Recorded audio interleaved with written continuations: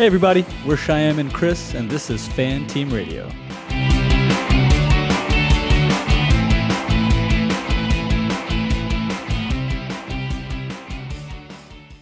And we are back after the Miami 2024 Grand Prix, probably one of the more exciting races of the year. Chris, what's up?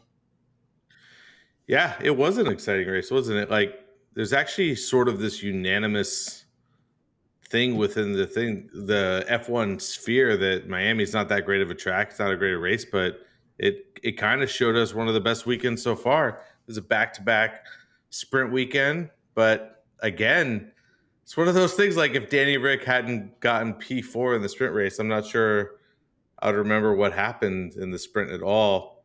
I mean, I guess it's more exciting than practice, but once the race hits, you just kind of forget what goes on to the sprint. What are your thoughts on the sprint? Did you enjoy it this weekend, or? Hell no. But if I was a betting man, I probably would bet along the lines of what happened on the sprint race with a couple of outliers like Danny Ricciardo and Alonso and Hamilton in the back. But outside of that, that seemed like it would have been like the status quo for the car lineup, right? And in top Right. five, top 10. So I guess serving as a contrast to the actual race and preconceived notions of what was going to happen, maybe the sprint was all right this week. I don't know, man. Yeah. But I mean, it's definitely the exception and not the rule, if anything, with the sprint races this week. yeah. I mean, listen, the majority of it's the status quo, but the most exciting thing was the fact that Danny Rick did get P4, and you're like, oh crap! Like, is this new chassis going to actually start performing well for him? Was it the car all along? And then he goes and shits the bed in the race again, and you're just Is like, that where we're starting you know, today? Is shitting on Danny Rick? I thought we were going to sprinkle that across the entire conversation, yeah, but I if you mean, want to go we in, can. man, we can go in. I'll go in. Yeah, I just don't like. I was so excited to see his performance and what happened in quali. I mean, he gets P4 in the sprint race, and quali's later that day, and so you're just kind of. Maybe people tuned up their cars and since they were out of Park Ferme and figured out the setups and just made him look bad after that. But I couldn't believe where he ended up for the race, and I guess that's a big detriment to the sprint for some people. Is it kind of makes them puts them in their place when they're not performing in both races. So I think it's Danny an was element. It's an added element. I guess we don't. Not a whole lot of people talk about this, but it is an added element to the weekend that is gonna.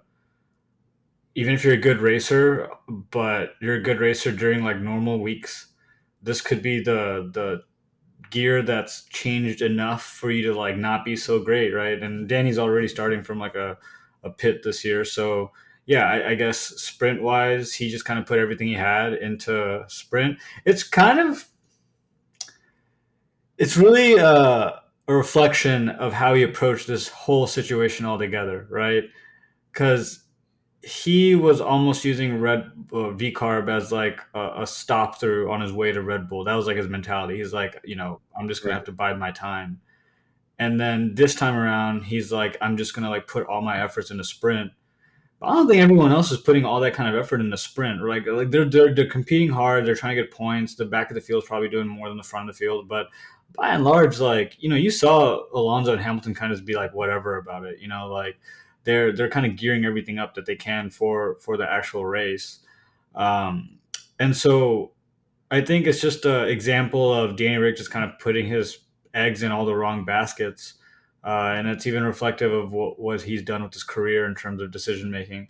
Again, man, like I don't want to keep bashing the guy. I really do like him, but you know he's kind of the Tony Romo of F1 for me now. Like hated him while he played. Would love to see him as a commentator. Right, I love Tony Romo, the commentator. Hated him as a Cowboys quarterback. So maybe that's just the narrative I'm gonna have to settle with Danny Rick. But unless you have more thoughts on it, Chris, I'm down to talk about something else other than Danny Rick this week. Yeah, no, I just I think the sprint race overall, like I like this format better than any of the other formats that they've brought so far to the What do sprint. you mean? I guess the where they where they used to set their grid order for the Grand Prix and stuff like that. Now it's sort of its own individual race, and I think that that's better than before. Sure. The only thing that I still don't, the only thing I still don't like, it's kind of weird that they do a race and then quali after that in the same day. Like obviously the sprint Yeah, race. that's what I was saying, right? Like some people can like get on board with that. These younger drivers, that's all they're gonna know, so they're probably gonna be better equipped to mentally like take on to that. But change after knowing something for so long, that's a harder thing to overcome. And I feel like drivers that are already like that's why I think like Alonso and Hamilton are like, what the hell are we gonna do? Like we have to reserve like our fuel cells for like the race as much as like there's that like aura of like, oh, they're gonna race hard wherever you put them, like, yeah, sure, okay, like that's like a romantic way of thinking about it, but like you heard Leclerc panting in that fucking cockpit, right? Like Yeah, what's like absolutely. that shit's hard, bro, like, and when you do for that long, like this any athlete, like you got to be able to reserve your fuel cells, and you got to know your body, like that's a part of the experience, like is knowing your body. LeBron James is doing it right now, as we speak, like Tom Brady did for a long time. So like they're athletes, like, and it's a strenuous, some of them are athletes. Then you have Logan Sargent, but like, they're going through so much strain, and I think the sprint week, it's a necessity because the FIA mandates it to be, but like that's why they're doing it. But certain drivers definitely want to collect points out of it, and they try their best. And other drivers are like, I'm gonna save all this for the sprint weekend. I think Danny just, again, if he were to have saved this kind of performance for the race, we'd be having a totally different conversation. Sure. I mean, the last thing that I'll bring up about the sprint, and then we can just kind of bury it until the next one is, do you? I think one of the things that potentially can make the race a little bit more interesting is the fact that they do only get one practice and then go straight into a race, which is at about a quarter to probably half of the fuel of a regular race. So they're not getting a whole lot of setup information for the actual race. And it does seem like a lot of people struggled. Max seemed to struggle a little bit with grip. Obviously, in China, this also happened too, where they just didn't know the track. They had been there for years. So would you rather the teams get, three practice sections, get the perfect tune up, and have all cars in peak performance for the race? Or would you rather, the teams be under the gun a little bit? And if you get it wrong, you know, Max goes off track and takes out a baller. Sure. So I think the juice, the juice is not worth the squeeze in this current setup. Like what is, like, it's not telling us jack. It's not helping, like you said, it's not helping the teams calculate like progress going into the race because they are at a different set of fuel levels. It's hard to collect data that you can be confident in, going into the race like that, because it's not, doesn't really contribute to it. I mean, this is coming from a layman's term, so I have no idea, right? I'm just kind of speculating here along with you. But if there was a point to the sprint race, and we talked about them ad nauseum before, then I would be more accepting of this format. Even, there's a little bit of a distancing now between the sprint race and the actual race. I get that. That's on the path to something, but there's also this pointlessness about it all, you know? So that's something that I would like to see shift. And if they could inject some purpose into this race and the sprint races, I'm all for it. But if they can't, and they continue with the same thing over and over again, then I would prefer to have 3 practice sessions and let the teams like tune up their machines as best as possible, perfect the formula as much as they can, and then see the results of that, you know? But if there's no purpose to a sprint race, I just don't, it's just hard to get on board. Yeah, at the moment, I don't think that there is enough purpose. I mean, I'm not behind the scenes. I don't know their TV ratings, and I don't know how successful it's been for We sponsors were and there in ratings and person, all that. Chris. Like, it wasn't anything special.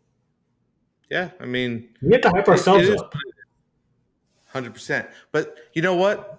Sprint race, it's behind us. It's in the can. There was an actual race this The weekend, other and was. it was definitely one of the more exciting ones. And McLaren brought big upgrades this weekend, and they seem to really work. Uh, if Lando hadn't been punted out at the beginning of the sprint, we could have seen some good performance there too. But they seemed really strong all weekend.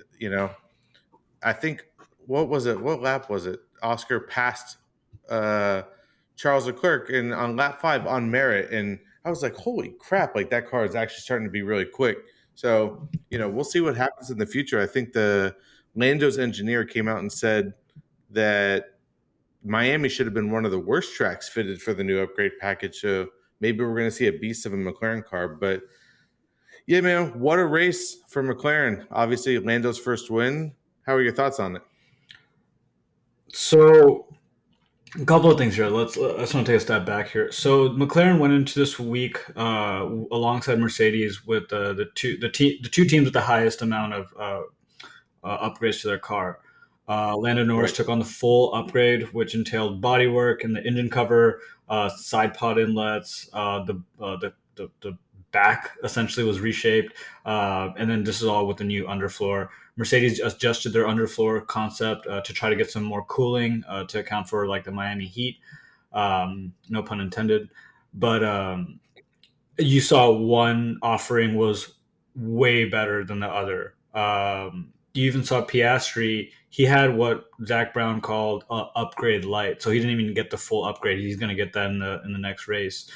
And you saw what he was able to do with just an upgrade light until his race was cut short tragically by Carlos Sainz. So incredibly strong showing from both drivers, right? Of course, we saw what Norris did, but even more stellar from the entire team and their engineering, because there's a lot of like, and we're uh, uh, we said we talk shit too, right? Is what I'm trying to say here Yeah. is that McLaren's approach to their aero division and kind of splitting it up amongst like different like heads, like that didn't seem like it was going to be the best way forward. But we can see now that tracks like at least Miami that are essentially two straights and bookended by some slow turns like that. It's a good formula for them. Mercedes kind of stayed exactly where they were. They're kind of swimming in circles at this point, even with the upgrades. So I'm not sure if that was a real upgrade or if they're trying to like save face, but I really think they need to stop calling them upgrades, just start calling them like changes or adjustments. something. Yeah, like be like we're gonna They're make not always. adjustments. Yeah, like upgrades just has so much like say like wind beneath the sails, and that gets Yeah. completely shut out. But I'm a Norris hater, so I'm gonna post a couple of numbers, Chris, that I ran through very rudimentarily, some back of the napkin math here. So, out of 776 drivers who ever started a Grand Prix, there have been 114 F1 individual winners. So that's 14.69% of F1 winners. Uh, uh, of all drivers are F1 winners. So out of the 776, 36 of those drivers have one win. So that's 4.6% roughly. 11 drivers have two wins. That's at 1.42%. And nine drivers have three wins, which is at 1.16%. Oh man, there's only 9 drivers with 3 wins or Yeah, more. but mind you, it's not a linear graph. It doesn't go linearly up, right, up to the right. There's a lot of like certain number of wins have more drivers with those kind. So it's not a linear. But I wanted to kind of at least point out the 1 to 3 win rate, because there's a 3% drop from 36 drivers to 11, from one win to two win, and then there's like a 0.3%, like little less than 0.3% drop from two wins to three wins. Lando Norris has raced 110 F1, right, Chris? Keep me honest here. Yeah, 100, 110. Yeah. 110 F1 races, and he has one win. That's a 0.9% win average, just below the percentages of drivers with two wins and three wins. I did all this because I was like, man, I am a hater, but should I be impressed by this? Like, should I be like I guess everyone's happy for him, right? But I'm a hater. Should I be impressed at the very least? Like, because I could give someone the. And what it's telling me is he's just like, so he's almost 3%, a little over 3% below the threshold for drivers with one wins, and it's taken, at this point of his career, he's like 4 years in, 4 or 5 years in, 4 years in, 5 years in, right? Five? Yeah, I'm not sure. It's 4 or 5 Yeah. years. Yeah, The next, I think this is your if this trend continues, he'll probably either end his career with 2 wins as a floor, at the very best 3 wins, if this trend continues, right? Again, this is just back of the napkin math.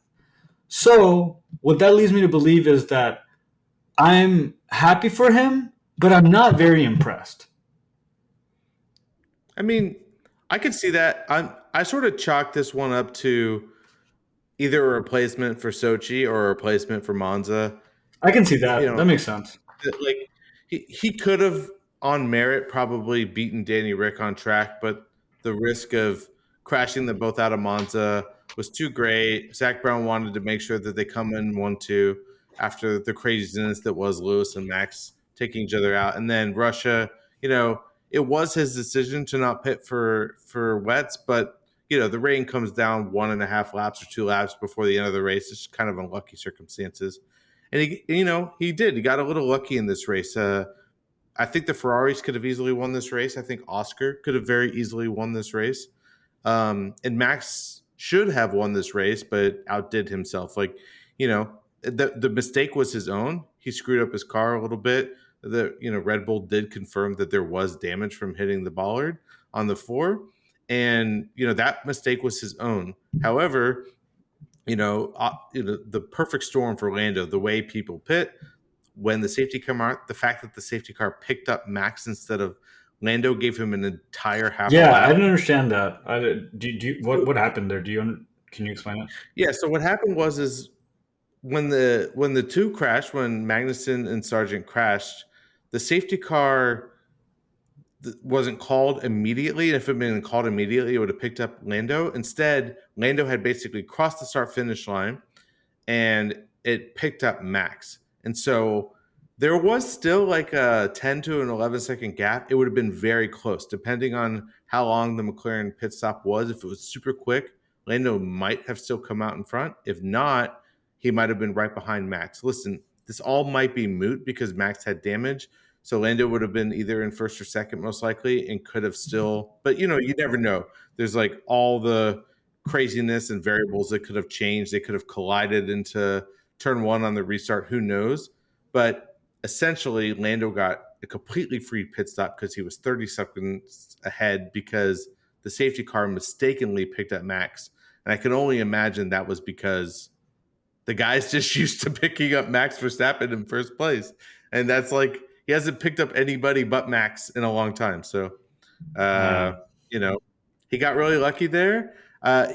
It might have all ended up the same anyways.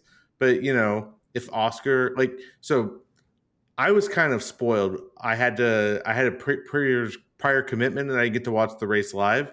And as we were watching the race, my phone dinged, and I was waiting for a call from somebody. So I looked at it, and it was the Formula One news, and said, "We have a new race winner in Formula One." And I was like, "God damn it!" And at that moment, Oscar was in second place, Max was in first, and I was like, "Oh my god, Oscar Piastri is going to win a Formula One race," and it looked like he was going to. And then, you know, Carlos Sainz got in the way of his win. Yeah, if Piastri had, by the same numbers that I just, like the same back of the napkin math that I just ran to justify my own hateness, uh, I would have used the same math, and if Piastri would have won, dude, that would have been insane. In his first 30 races or so, like he's already won a Grand Prix, like that would have been nuts. I thought if he would have gotten the full package, dude, I think Oscar Piastri would have won this Grand Prix, bro. He had an Yeah, amazing it's off very the possible. line. Like he was contesting like a motherfucker. Like even when it's when he got nicked by Carlos, and like his front wing just went like boop, like just bent up. Like it is, man, that's just tough luck. I mean, I definitely think Oscar has the skill and the pace to win. And then back to the Lando thing. I think Lando has the talent to obviously be a multiple race winner. Yeah, and he I, just I needs had the to eat car. my words from last episode because I was talking hot shit about him never winning this season. So Yeah, I I had to mean, eat those. listen, he's still a really good driver, and he'll probably win a few more races. The problem, in like any other sport in the world, is that it doesn't matter how good you are. If there's someone like Max Verstappen on the track, you're basically just not going to rack up many wins because he's going to win the majority of them. Like I want to keep telling this story. There's a story about a famous track winner who smashed the world record for the one of the most famous races. It was the 100-meter dash or whatever. He smashed the world record, but he got second place to Carl Lewis or whoever it was, and so nobody even knows his name. And he probably went on to work at a grocery store or something because he wasn't. Even though he was the fastest in the world by far, he wasn't the fastest in the world compared to the guy I who mean, you got probably first. get So that RC Cola money, not the Coca Cola money, 100%. but the RC Cola money, which is still Yeah. good money. So I think if the McLaren upgrades are real and they're not track dependent to Miami or whatnot, we'll probably see more of Lando fighting and battling. But Max had a damaged car, and if his car wasn't damaged, he probably passes Lando in turn one. There, he almost did it anyways. Although there was some controversy about him pulling his little Verstappen being right up on his gearbox. I don't know if you saw that, but Yeah, in the safety car restart, Max kind of passed him a little bit, which is against the rules. But before Lando actually gunned it, he got behind him. So yeah. I guess that's okay. I mean, he seemed like he was feeling really good about himself at qualifying and sprint, but then it seemed like even in the sprint he had some he had some like some I don't want to say issues because it wasn't that strike like glaring, but he definitely didn't seem as comfortable in the car as he's done in the past. And Yeah. I thought, sorry, I thought he kind of brushed it off, but then it seemed to have compounded in the race too. Because usually when he's off the line, he's gone. Like he's like 5 to 8 seconds down the road within like 2 laps. This time, yeah, I think the pure speed of the McLarens was on full display. Man, if Checo would have hit them, bro, Oh my what gosh. were your thoughts on that? That was I had to like rewatch that like 3 times over to just appreciate the moment.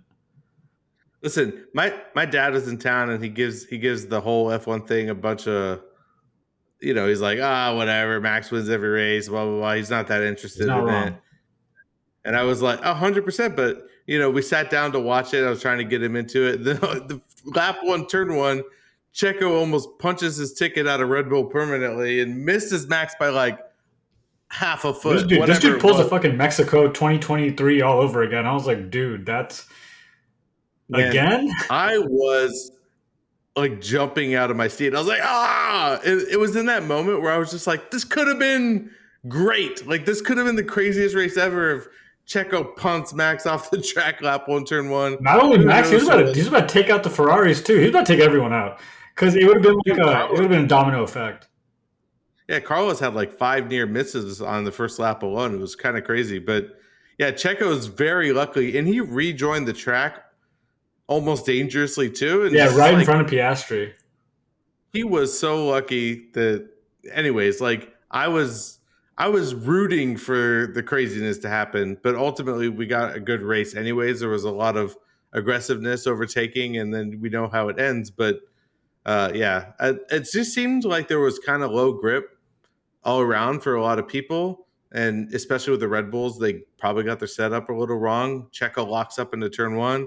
Max locked up, at that chicane multiple times, took out the bollard, which caused the damage. And so ultimately, I mean, I think that was the result of, one practice session and, one race with different fuel loads and not getting the setup absolutely dialed in.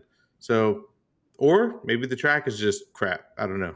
Yeah, I mean that pylon or bollard, whatever the hell they want to call it. When he knocked it down, Lewis later on was on the team radio being like, "Hey, like this is hard to see that fucking turn." I was like, maybe they should just that seems like a good turn. That seems like a competitive like turn, like where like it could like really like cause some drama, like some like well incepted drama in a racetrack. So I really like that turn actually. So Yeah. I'm not opposed to it. But let's talk a little bit. So McLaren had a great week. Let's talk about the other side of the midfield. Aston Martin did not have a great week. Actually, had a really poor week. So starting in free practice, in sprint, where Stroll makes contact on lap one with He went Alonso. boss house bowling. Yeah, he did it in the worst way possible. So he had to retire. Alonso, came in at P17. Then in qualifying, both were eliminated by Q2. And then Alonso said something to the effect of, the changes made to the car after the sprint didn't appear to work in their favor. Didn't really expand on why that was, but yeah, really poor showing from Aston Martin this week. If I was a betting man, I would not have put at least Fernando Alonso so low. I think he ended up clocking it in at P9, so he collected a point or two. And then where's our best friend? Lance Stroll came in at P16, P17. Yeah, I mean, just lackluster performance all around. Uh, Rumors are still circulating, right, Chris, that Lance Stroll's might be his last season. Who knows? Like, I don't know how much faith to put into those rumors. I really don't want to be disappointed. So I'm going to assume that he's just going to stay with Aston Martin next year. But the gap's growing even larger. I think that if they don't take this silly season to sign a good driver, a lot of these drivers are going to be locked in through at least the first part of the new development season. And that could bode really poorly for like the 5 to 10 year plan that Aston Martin probably has laid out for itself, because you can't put that much money into something without having a corporate plan and targets and KPIs to adhere to. What were your thoughts on Aston Martin this week? Yeah, I mean, honestly, I didn't get to see much of them. They were kind of nowheresville, like Lance going bowling, and they're struggled all weekend. But just as you said just now about the rumors about Lance, I mean, I think this is a defining moment in their F1 history. And I know we've said this before, but if they're actually serious about wanting to win championships or be multiple race winners or whatever it is, then they're going to have to make that driver change up. We already saw the rumors that they made an offer to Adrian Newey since he's, recently leaving Red Bull, and Adrian probably turned that down super quickly because why do I want to come work for an organization that doesn't have their shit together or doesn't even care about the driver lineup? So Or an organization um, that has their shit together so much, except for one place where it's because you can't say they put in like I will give Lawrence Stroll that fact that he put in all this money in their resources. Apparently, they have an amazing facility. They got yeah. Fernando Alonso. They got Mike Crack. They poached a lot of behind the scene technical talent from other teams. I mean, that's like, but a father's love is what's the thorn in the side, right? Uh, Yeah, I mean, and I I give it think, to him. yeah, and Adrian Newey is like, dude, I'm not about to have to deal with that shit. And it makes sense, you know? Yeah, I mean, listen, if Lawrence can afford it and, watching his little baby boy drive around the track as fast as possible makes them both happy, go for it. And, if you want to blow the millions or whatever it is, go for it. But, don't get in front of the camera and drive to survive every year and be like, we're going to be WDC. I don't fail at anything I've ever do. It's like, you know, you're failing. So Yeah. it is what it is. But, they're having, after their like initial showing, 2 years ago or not, when Alonso was like, "Oh my God, this car is amazing to drive. Thank you, thank you, thank you." Like to now, they've clearly kind of had some good performances, some bad performance, and they seem to be struggling.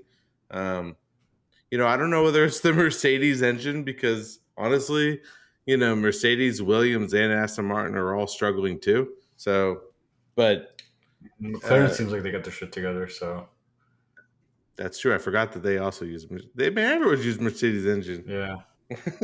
But yeah, no, they really just need to get their shit together.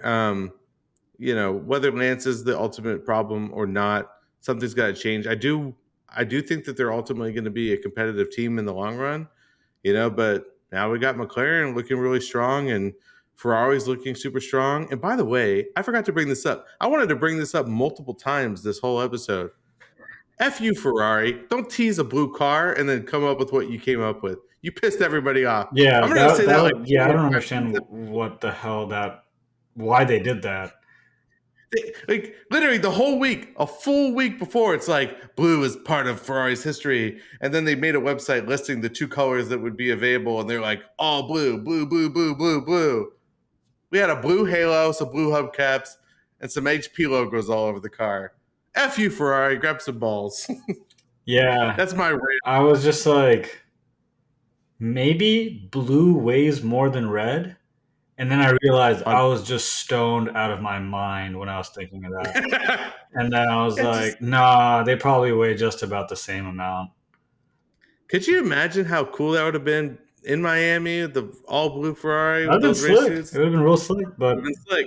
that team is But not. yeah, no, like listen, Ferrari's good. Obviously, Red Bull's dominant. McLaren looks like they're up in the up and up.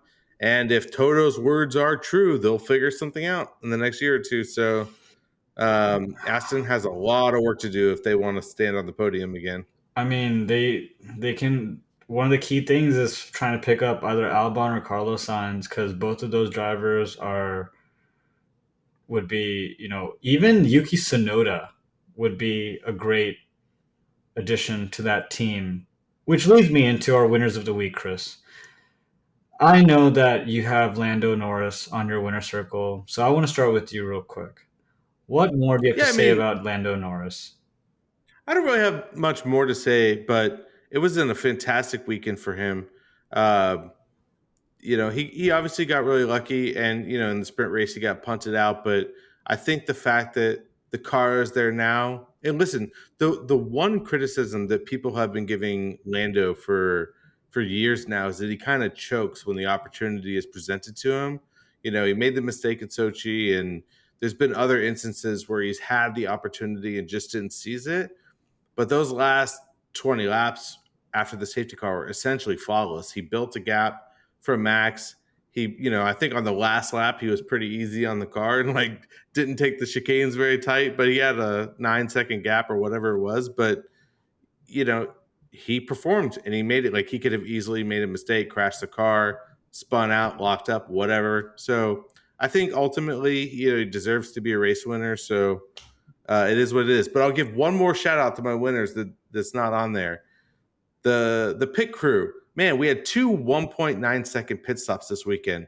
That was insane and great to see. I think it was Red Bull and Ferrari, both 1.9 for Perez and Charles Leclerc. So Yeah, man. I mean, it definitely well, was a Mercedes, yeah, well, it definitely wasn't Kick, Sauber, Green, Neon, but they Audi, did whatever. have a sub 2 second stop this week. So they're hey, They had a sub two or a sub three, or like less than sub three three, seconds. like in the Yeah, twos. yeah. It was in the Oh twos. man, It was in the twos. Yeah, yeah. I saw it and I was just like, wow. Yeah, it was one of Joe's pit stops. Um, bravo. Before we get off the Norris story, there was a radio or fan radio. There was a team radio call out towards the end where Piastri was re-entering the race and trying to make his way back towards the top, and the radio essentially was like, "Hey man, do not fuck this up and get a yellow flag. Norris is about to win." And I was like, there should have been a softer. The way it came off sounded like a complete dick like statement. I get where they were coming from. They were like, "Hey, just be aware of what's happening," but they didn't say it like that. They were just like, "Hey, kid, don't fuck this up for Lando. He's our number one." Like that's how like it came off as, and I was just like, "Man, there's probably a better way to say that." I would have been like, "Hey, Oscar, just be mindful. Lando's the number one right now. We want to finish this I race mean, clean." I get where they're coming from. Like Oscar wasn't fighting for points at that point anymore, and I was even the announcers were surprised, and so was I that Oscar took the fastest lap. Which if Lando had kept the fastest lap, he would have gotten that extra point. Yeah. I don't. It was a good I fuck think you. Oscar. I like that. I like the silent fuck yous are my favorite ones. Yeah, I mean, like I feel bad for Oscar, and we'll get to him in a second again, but. They could have been a little bit nicer over the team radio. I totally agree with you there. Yeah. But who do you got for winners? So I got Yuki Tsunoda. I mean, he was he was pinned up against the wall in a certain ways. It sucks because he's been putting consistently the best performance in that team across a, a myriad of partners, it seems like at this point, right? And still one misstep can knock all of that down for him so much faster than it can for Danny Rick. For Danny Rick, one good step could have essentially bring him back into the folds of F1 more so than any other driver. And I think that disparity is what's really causing me to like have issues with like this entire narrative. Yuki Tsunoda put in a great effort today, or sorry, this week, and got like the like definitively stood out, got into P7, even though he didn't have a great sprint compared to his his driving mate, like he crushed it, And there were points where he was giving it to Lewis on track, and Lewis had a tough time passing him up. And I don't know if that's because, you know, VCarb is on par with Mercedes in certain ways when it comes to performance, but I definitely think that Yuki sandwiched himself in between the Mercedes, beat George Russell, beat Fernando Alonso, and essentially collected the most points that VCarb has gotten in the past year, I believe. Uh, I think he's a great driver. I think he'd be a great fit for Aston Martin. As a P2 as a D2 driver. If Alex Albon decides to stay with the Williams project and Carlos decides to go, if he ends up at a Red Bull or a Mercedes, I would love to see Yuki come in as the D2 driver at Aston Martin. I think he'd be able to really, really complement Alonso very well. They both have that similar style of like recklessness, I think Alonso's is a lot more mature recklessness, right? But I think there are shades of young Alonso in Yuki in terms of mannerisms on the track, and I think that would be really exciting to see. So I'm going to put Yuki Tsunoda as my driver of the week because I'm a Lando Norris hater. Uh, Well, I think that if Honda has any say so in the deal with Aston Martin, that they'll probably want Yuki Tsunoda specifically to come over with them. Given the relationship and where they're headquartered and everything. So, if part of the deal is to get Lance out of the seat and get Yuki in that seat, then you might get your wish. But I also see you have my buddy boy on your winners list. What's that all well, about? I'll get to him. I'll get to him soon. But I also want to throw Esteban Ocon up there. Scored the first points for Alpine this week. He put in, he's put his head down. That first stint with the two Alpines driving against each other was crazy. I thought they were gonna fucking like crash and burn, but Esteban pulled out a P10 and collected some much needed points, their first points of the year. And I wouldn't say he outstandingly beat Pierre because Pierre was in P12, but he definitely uh, eased a little bit of the suffering of that team. At least kind of put a little bit of a puncture in that swelling balloon of theirs. So I'm going to put Esteban Ocon there, and I put Valtteri Bottas because Valtteri Bottas somehow came in as the number 2 selection for driver of the week. I don't know how that happened, but he's I don't so think anybody knows how that everyone just happened. loved Valtteri, so they're just like, oh, there's really no other definitive like second driver, so we're just gonna put Valtteri on. We're gonna vote for him. Well, He's like shorting honestly, GameStop, Like all the internet bros are gonna go vote for him.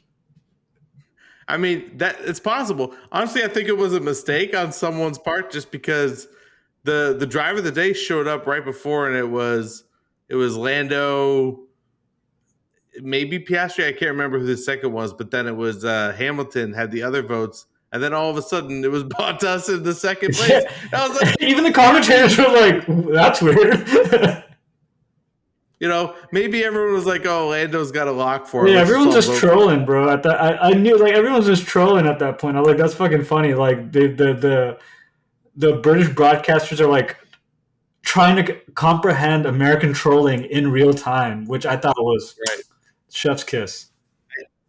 You know, I love Bottas, so I would give him driver of the day every week. But I hope that man gets a seat for next year. Well, Whether you know, we'll see. Well, we'll The see. Williams story is a little interesting. It's reported that they don't want to put Kimi Antonelli in Imola. It's going to be too quick for him. Clearly, Is that their decision or the FIA though? I don't know. I mean, it's hard to say, but clearly, Logan Sargent is burning both ends of his candles with a blowtorch. Yeah. And they need a stopgap. They need to. I mean, do you put in Mick for a little while? I mean, it's not. I don't think it's like the worst idea. I mean, mixed obviously an upgrade from Logan. I'd really like to see what Kimmy has to do. Although I think him like growing him up this fast is probably a I think mistake. so too. I think you Yeah. don't want. So You want to be like. You want to be realistic. You want to be. You want to be supportive, but you also want to be realistic about what the detriments are for for doing this to a young driver before they have like a proper swing. Like I think the way that Ollie Behrman was put in and Liam Lawson, like those were like there's that camp right where they just by happenstance just got put into a situation where they're only going to need to do one or two races in the year, so they put in their all, right? But if you get put into a season for a full length season, you, I think the stopgap at a team like Haas, is good for a young driver to just develop or completely fail and get out quick. We've seen it work for George Russell. We've seen it work against Logan Sargent. I think it's a good stopgap for Kimi Antonelli to like go to like a Williams. But right now, that team is like bleeding out of the side because of a Logan Sargent wound. yeah, I mean, we saw with Ollie Behrman how like his neck could not take the stress of F1, and he was kind of he's ready to give the seat back to Carlos. He's like, that was rough. He was like, it was good for me, and I did it. And it was nice to prove my worth. But if he had to do multiple races in a row, I think that might have broke him a little bit. And Kimi Antonelli looks like a twig. He looks like a tiny kid, and I think he's going to need some time in an F2 car. I mean, he didn't even race F3, so he went straight to F2, skipped that. And an F1 car is even a different animal from that. So I think even if you are, the next Max, I think you need some time to develop into that. You can't just, you know, put yourself into the fire and immediately succeed, even if you have that talent. So 100% agree. But, on my losers list is Alex Albon. It's, he was so dominant last year, and you know, and this year he seems to be better than Logan. Obviously, he's outdoing him every time, but he doesn't seem to be doing that much that's impressed me. And I don't know whether that's the Williams, the car itself, or Albon's kind of lost some of his fire, some of his drive. I don't know. What are your thoughts on Alex? Yeah, he finished the race at P18, I think. For sprint, where was he at? For sprint, he was at P13. Yeah, he didn't have a great weekend.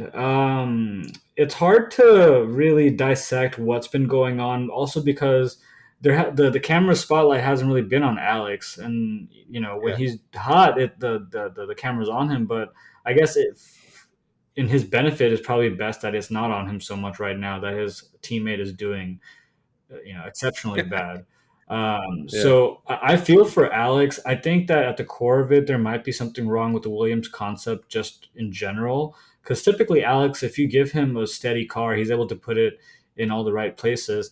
And I think we talked about this before, Chris, in terms of like Williams.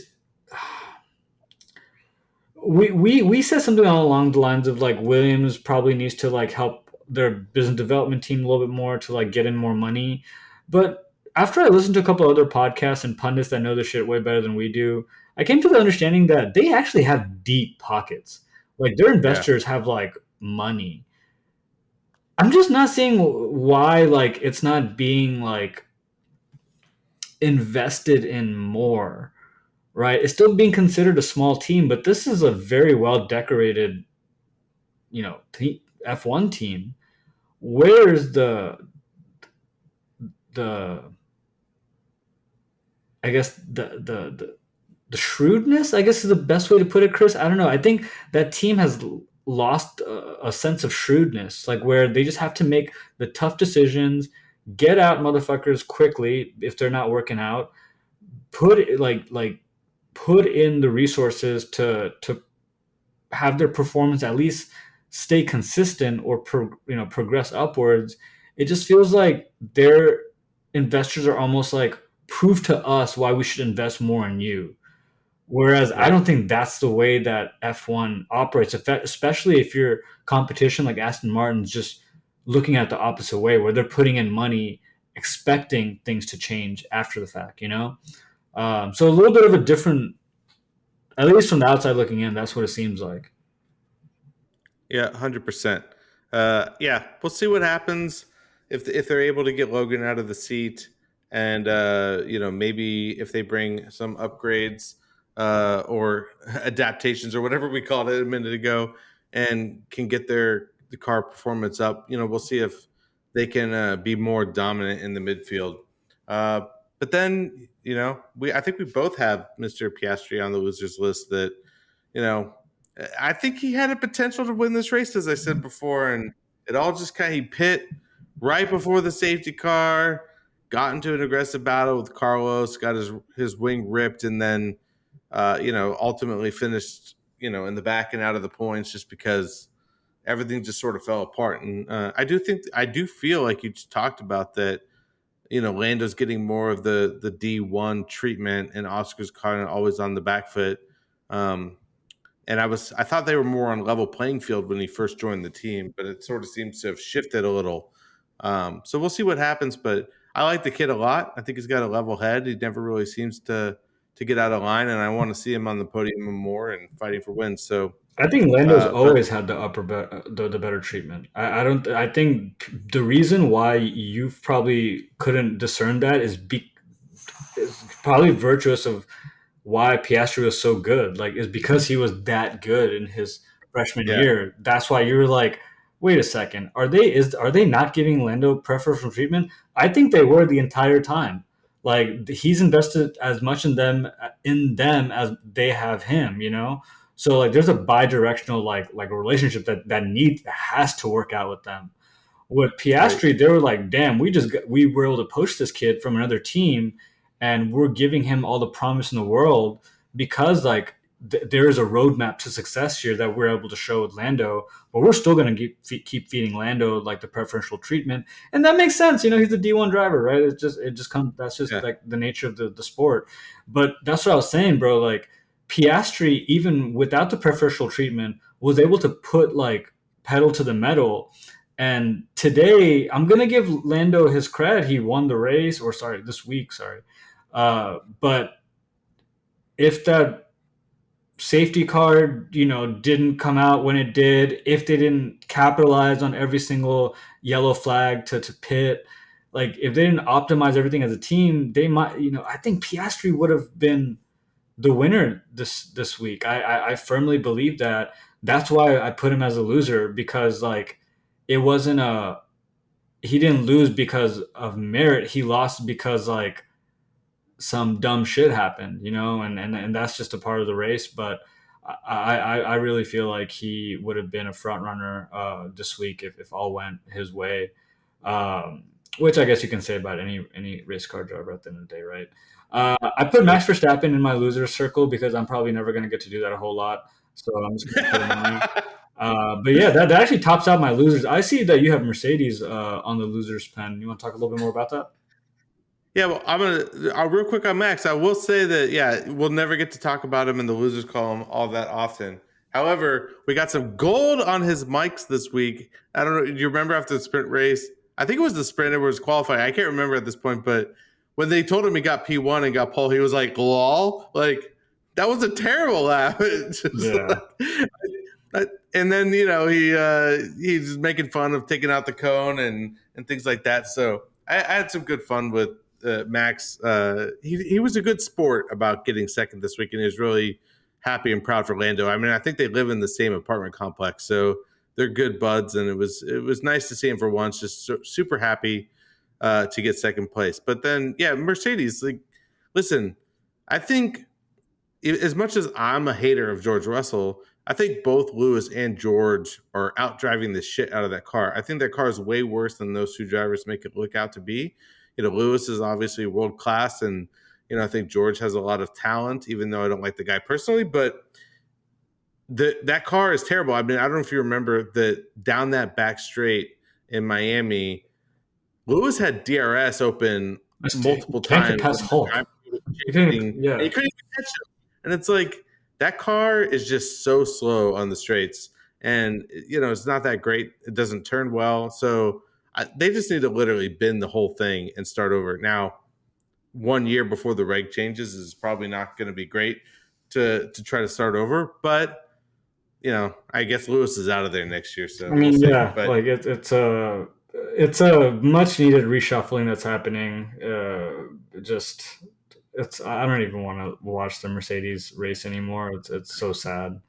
yeah, well, speaking of the reshuffling, I'm gonna call this out one more time in my hot seat. Ferrari, get your shit together. Stop making stupid comments about making blue cars and then not doing it. You have Lewis Hamilton coming to your team. This guy is a fashion star. He goes to Met Galas. He puts on a show. That guy better have a good looking car. You better not give him that Yeah, that car just looked half. an ass. Like I was like, It literally was all like I think red and blue like clash so much together. Like if you put like a blue text on red paper or whatever, it'll like give you a headache. yeah, It's just it looked awful. Like even the mechanics, like the pit crew with their baby blue and then the red helmet. I was like, you guys look stupid. yeah, So, anyways, yeah. I don't understand why they did what they did there. it's all corporate. Like they don't want to give up their red heritage, but some designer had some good idea. They probably put forward a whole blue car, and then some executive was like, "We can't do that." Yeah, I don't, Mamma whatever. But mia, where's the red? yeah, But I mean, I thought that when they showed the pictures of like the predominantly baby blue with the little red accent, that looked fresh. Like I was like, this is nice, and I thought yeah, that's what they were gonna. They were like committed to that because that's what their socials were like indicating. And then they come out with like something that looks like a fucking eraser, and I was like, yeah. what the hell? This looks gross. Like what intern worked on this? But Uh, I want them. They're just in my hot seat because they pissed a lot of people off. So yeah. Lewis is going there. So I want Lewis. I want a Ferrari that we've never seen before. Make it I happen. want a And dark then purple one, bro, with like black accents, like the ones that like the road cars. The dude, like Lewis drives. I think Lewis drives that one around. I forgot what model it yeah, is, but it is fucking insanely beautiful. someone came up with a crazy design. I don't remember if I sent it to you, but it was like all black, all carbon fiber, and then like red outlined Ferrari logos and sponsor logos, and it looked super fire. I Dude, just want something the cool. one that Charles drives around is also like it's Oh, everywhere on Instagram. That shit's beautiful, dude. Like Jessica! Ferrari makes some fucking pretty cars, man. I'm not gonna lie, they make some beautiful cars. That's my point. If they had made an all blue car and made it look nice, they would have sold millions of dollars in merch, millions of dollars in die cast models. You guys would be rolling in it. I would have bought a baby blue Ferrari hat. The whole Yeah, I thing would would have have bought the been Lego fire. set. I would have bought everything. Yeah, But you know what? Now you don't get my money. you know. I'll keep it in my pocket. That's Shit. fine. All And right. then, Yeah, let's go to Williams. Williams. I've been waiting Yeah. for this one. So, like, listen, they're just kind of nowhere. Like we had a lot of hope when Alex Albon was like getting P7s a lot last year and really kind of dominating as much as he could, really showing outclassing Logan. And I just don't think they've been anywhere. James Vowles obviously needs to make a driver change, and something needs to change with the car. So we've put Logan Sargent in our hot seat a lot, but now I think it's just the whole team. Like there needs to be changes. I think, like you said, that team has history. They're decorated. They're well funded. So it's time to make some changes. Like call Toto, have them turn your engines up to 11, whatever you need to do. But I really want to see competition in the midfield, or maybe them even competing for podiums occasionally. So, yeah, what are your thoughts on Williams in the hot I seat? mean, my thoughts on William is that Logan Sargent sucks and that he's like draining the entire organization of.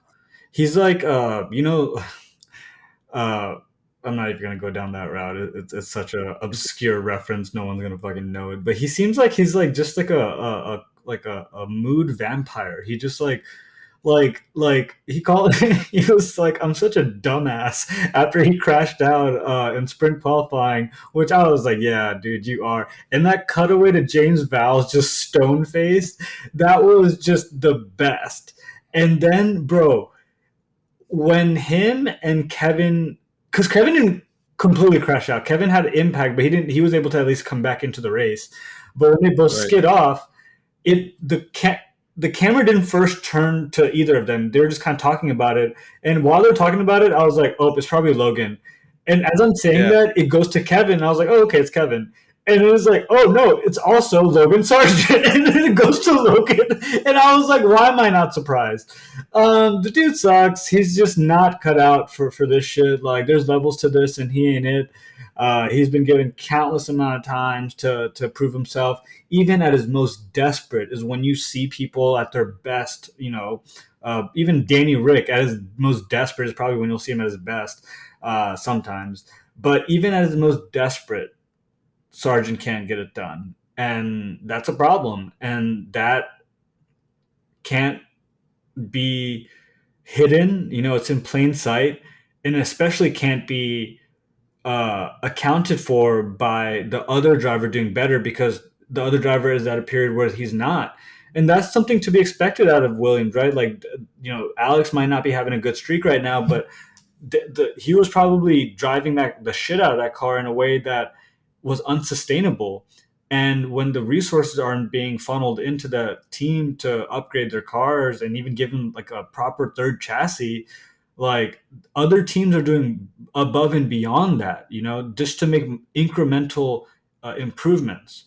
So there is a lot that there James Val made the point when he gave Logan's car to Alex, because he was like, "There's a small pool of points that the back of the Right. pack team are going to vie for, and if we can't get those, and those marginal points mean more for us than the buckets of points that the top three, top four get, and it dictates millions of dollars of endowment that they get depending on like where they end up in the constructors championship. So a lot of things going sideways for Williams. I still think James Val and Alex Albon are the guys to make the project around.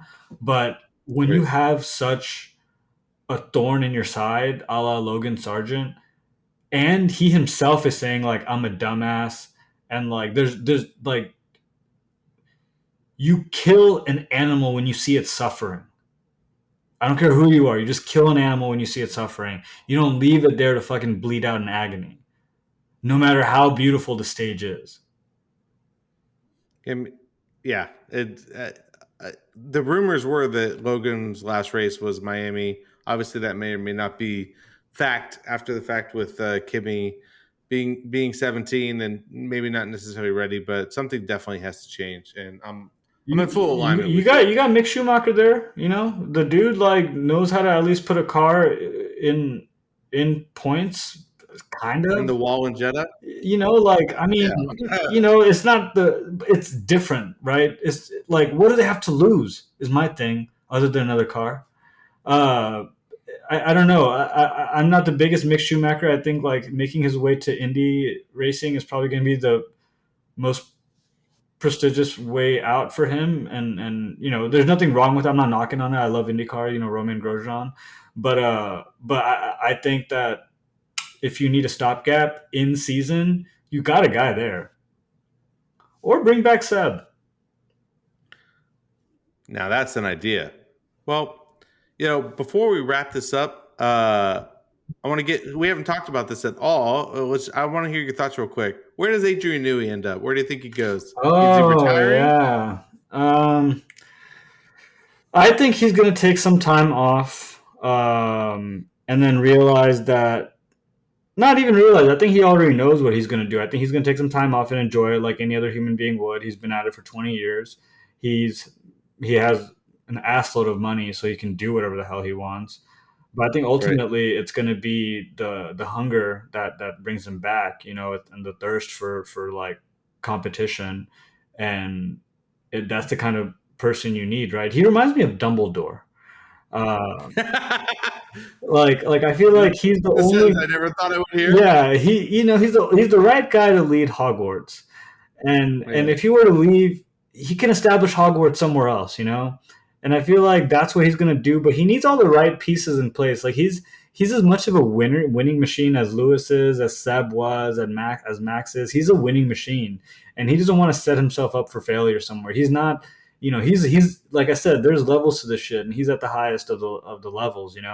And so I think he's going to take time off. I think he's going to come back to potentially Ferrari because the groundwork has been laid. I think everyone's keeping quiet. I think Frederick Vasseur is a genius at what he's been doing to be able to construct that team in a way that they're going to, there's buzz around them that old Ferrari hurrah is kind of coming back. Um, so so I'll put it another way, Chris.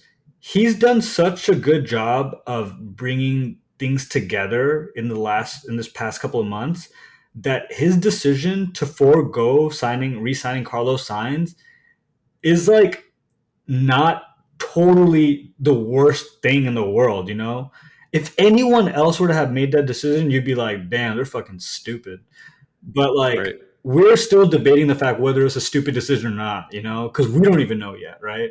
So Right. it's monumental what he's been able to do.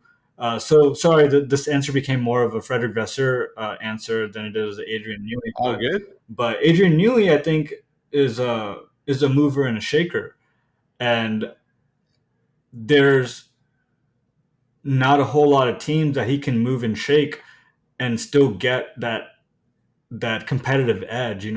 I think Aston Martin would have been the only other place, but their commitment to Lance is, kind of they shot themselves in the foot with that one. So that's what I think about Adrian Newey. I think he's gonna take some time off because he's a human being, but I think that's all kind of a facade for his ultimate return to F1 as a Ferrari, aero director. Yeah, I mean, I don't listen. He had a non compete, a gardening leave in his contract, and he got out of that. And I don't think you fight to get out of that unless you have plans on joining another team. And I think the only team that he wants to go to is Ferrari, and that's just because it's such a nice little ribbon on the bow. Like working with Lewis, maybe getting your eighth championship. Working with the legends that are Ferrari in the sport. So I definitely think that's where we'll end up, and There's I hope. It's not just Newey leaving. There's a trail of other people leaving, or planning to leave Red Bull after his departure. So it's again, this stuff doesn't all happen in a vacuum, right? It's a there's a cascading effect, whether for better or for worse. It's just how the sport is. So yeah, I think it's enough of a loss to lose him, but I'd be curious to see who else he takes with him or who else leaves because he's not there anymore.